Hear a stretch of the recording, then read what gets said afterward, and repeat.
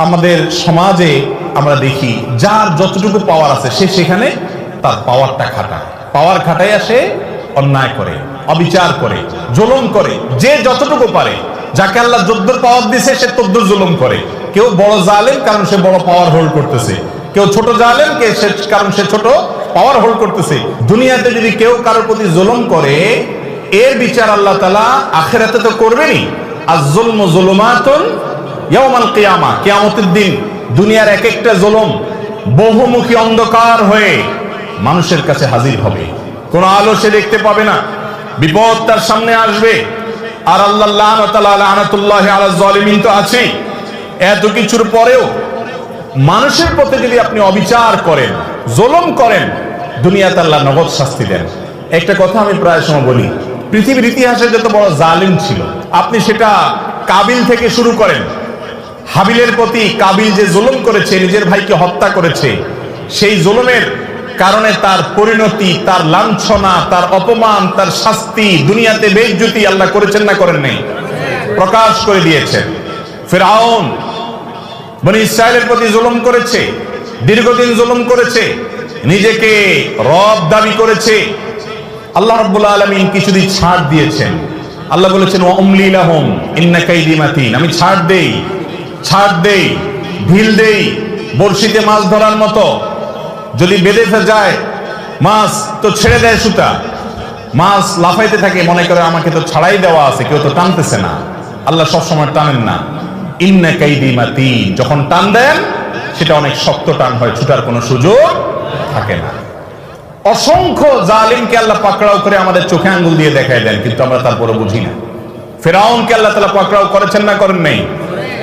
এরপরে আপনি দেখেন জুলুম, অবিচার যখন আবু জাহাল, আবু লাহাবরা করেছে, আল্লাহ তাআলা ছাড় দিয়ে রেখেছেন। বহুদিন করেছে, খেলেছে দুনিয়াতে, আল্লাহ তাআলা পাকড়াও করেছেন।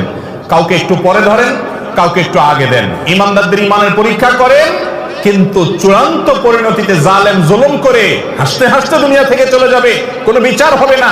একজন জালিমের ক্ষেত্রে এটা কোনোদিন সম্ভব হয় নাই, হবে না, হয় নাই এবং হবে না।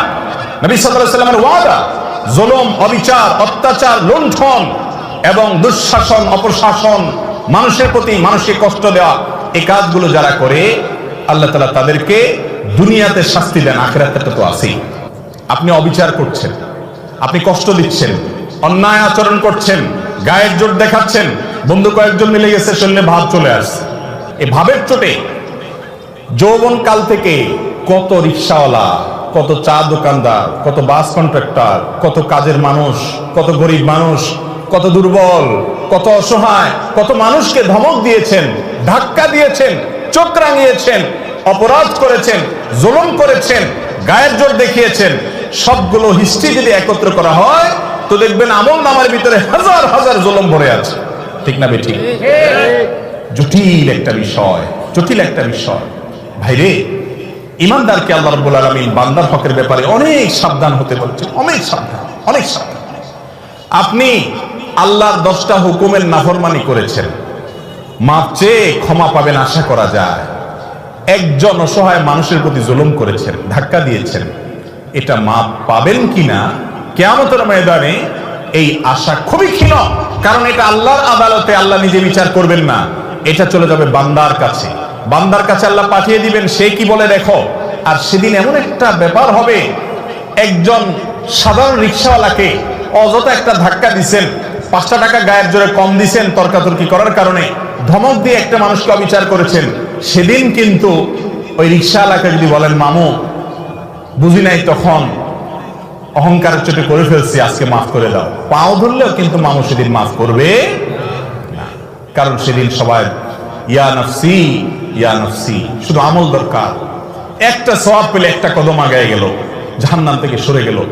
ইয়াউমা ইয়াফিরুল মারউ মিন আখিহি ওয়া উম্মিহি ওয়া আবিহি, সেদিন বাপ থেকে, ভাই থেকে, স্ত্রী থেকে, একে অন্য থেকে পলায়ন করবে, সবাই ইয়া নফসি, ইয়া নফসি করবে, কেউ কাউকে ছাড়বে না। এই জন্য জুলুমের সমস্ত মামলা দুনিয়াতে সেটাকে ভ্যানিশ করে, ফিনিশ করে, নিষ্পত্তি করে তারপরে যেতে হবে ইনশাআল্লাহ। কারোর প্রতি জুলুম করবো না তো ইনশাআল্লাহ। যদি কখনো হয়ে যায়, মাপ চাওয়া শিখতে হবে। ইমানদারের একটা বড় গুণ হলো মাপ চাওয়া, বারবার মাপ চাইতে হবে। রিপিটেডলি মাপ চাইতে হবে। রাস্তায় একজন লোকের সাথে বেয়াদবি করে ফেলেছেন, দোকানদার সাথে বেয়াদবি করেছেন, পরে আপনার ইমানি চেতনা জাগ্রত হয়েছে, কাজটা তো ভালো করি নাই, আমি তো মানুষটার প্রতি অবিচার করেছি, একা একা যান, যা মাপ চাই আসেন। বন্ধুদের সামনে যদি তার সাথে বেয়াদবি করেন, বন্ধুদের সামনে মাপ চাইবেন এবং নিজেকে ছোট করবেন, নিচের দিকে তাকিয়ে থাকবেন। একজন সাহাবী আরেক সাহাবীকে একটা কথা বলে ফেলেছেন, রাসূল আকরাম সাল্লাল্লাহু আলাইহি ওয়াসাল্লাম শুনে কষ্ট পেয়েছেন এবং শাসন করেছেন যে তুমি এই কথা কেন বললে, তার কষ্ট হয় এরকম কথা বুঝে উঠতে পারেন নাই, তিনি বলে ফেলেছেন। সাথে সাথে তার ভাইয়ের কাছে তিনি মাপ চেয়েছেন, এমন মাপ চাওয়া যে মাপ না দিয়ে উপায় নেই। এ হলো মুসলমান। তাহলে কারোর প্রতি জুলুম করবো না তো ইনশাআল্লাহ, এগুলোর জন্য তওবা করবো তো ইনশাআল্লাহ। মনে রাখবো, একটি আচরণ খারাপ হবে আল্লাহর কাছে পাকড়াও হবে। বারবার বলছি, ইমানদারের জন্য করণীয় কাজ, আপনি ইবাদত গুজার করলেন, জিকির আজকার, ওয়াজ শুনলেন, ওয়াজ করলেন, তেলাওয়াত করলেন, দান সদকা করলেন, এগুলো ভালো কাজ করেন, কিন্তু আপনার দ্বারা উল্টাপাল্টা কি হচ্ছে, অপরাধ কি হচ্ছে, সেটা খেয়াল করেন। বহু নামাজি মানুষ আছে দেখবেন, নামাজ কালাম পড়ে, দায়িত্ব সবই আছে, কিন্তু আইন ঠেলে ঠিকই। তাইলে এই লোকটা বুঝতেই আছে না যে দিনদারি কি, তারে নামাজ কালাম তাকে জান্নাতে নিবে না, সে জানে না। সে জানে না বান্দার হক আল্লাহর হকের চাইতে অনেক ক্রিটিক্যাল, অনেক রিস্কি, এটার জন্য পার পাওয়া খুব কঠিন। এই আইল ঠেলার কারণে তার নামাজে তাকে জান্নাতে নিতে পারবে না, কুলাবে না। এই জন্য আল্লাহর হকের পাশাপাশি বান্দার হকের উপরে সচেতন হওয়া, কোনো মানুষকে জুলুম না করা।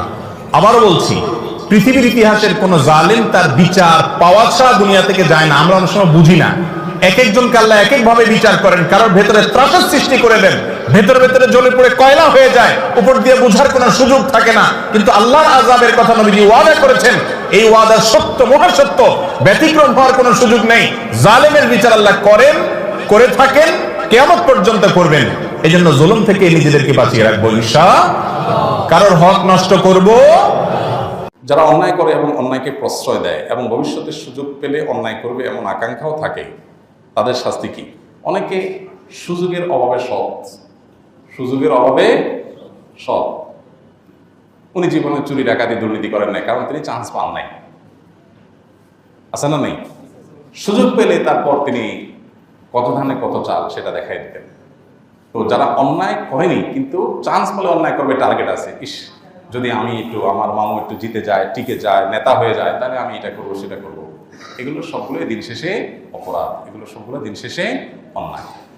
অন্যায়কারীদেরকে যদি কেউ প্রশ্রয় দেয়, কেউ অপরাধ করেছে, আপনি তাকে প্রশ্রয় দিলেন, সাহায্য করলেন, তাহলে সেক্ষেত্রে আপনি অন্যায়কারীদের শামিল হয়ে গেলেন। কারণ আল্লাহ সুবহানাহু ওয়া তাআলা বলেছেন সূরা মায়দায়, ওয়া তাআওয়ানু আলাল বিররি ওয়াত তাকওয়া ওয়া লা তাআওয়ানু আলাল ইসমি ওয়াল উদওয়ান। তোমার সীমা লঙ্ঘন, পাপের কাজ, খারাপ কাজ, এগুলোতে কাউকে সহায়তা করতে যাবে না। এজন্য আপনি অন্যায়কারীকে প্রশ্রয় দিলে আপনিও কি অন্যায়কারীদের কাতারে চলে যাবেন। অনেকেই আছেন নিজে পাপ করেন না, অপরাধ করেন না, কিন্তু অপরাধকারীদের সাফাই গিয়েছেন।